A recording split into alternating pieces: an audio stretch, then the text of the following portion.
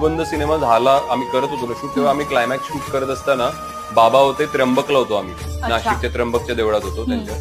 So तिथे शूटच्या मध्ये मी बाबांना म्हणलं की, कारण आई बाबा नेहमी मला म्हणायचं मी देवळात जात नाही जास्त, कधी जातो जाणार नाही असं नाहीये, पण मी उठून दर शनिवारी देवळात जायचं असं मी करत नाही. तर मला आई बाबा नेहमी म्हणायचे अरे देवळात जात नाही, देवळात जात नाही, शनिवार तुझा आहे, शनिवार पाळला पाहिजे असे ते वगैरे वगैरे.